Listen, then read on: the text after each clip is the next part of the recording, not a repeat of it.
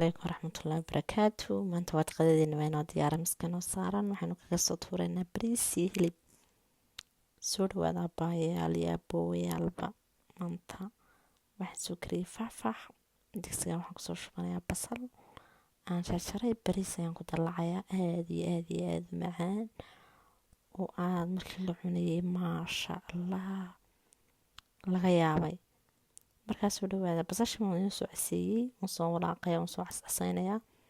videoga waxaan rabaa inaan boobsiiyo kana hilib baa ku jira. hilibkan waxaan rabaa insha allah aan isagana yara dubo. waa kan waxaan soo tumay kamsar caleen baan kusoo daray, maraq maaji baan kusoo daray.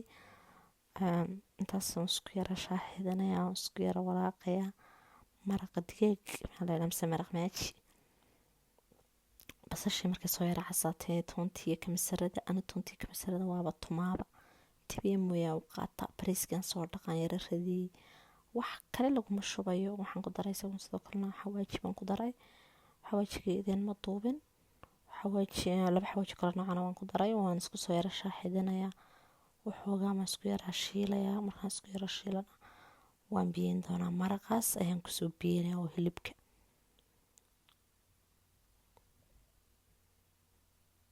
hadda waxaan rabaa bariisku inuu yara shaaxido.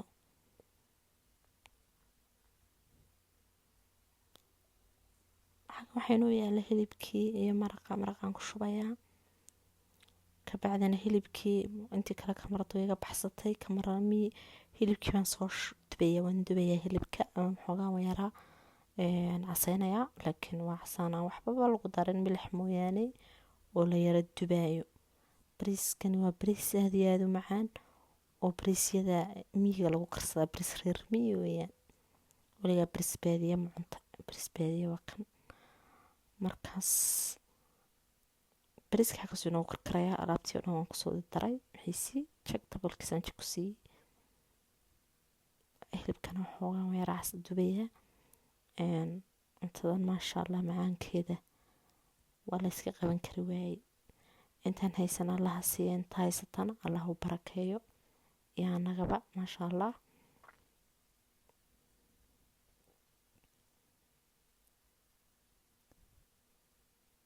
waxoogaa yara rogrogayaan, waxaan rabaa inuu dhinac walba ka yaraa guduuto. kamsar ayaan kusoo daray, marka hore milix yaroo keliyaan ku daray, haddana kamsar ayaan kusoo daray. waxoogaan ku yara daboolayaa si ay caraf ugu yara samayso hilibka.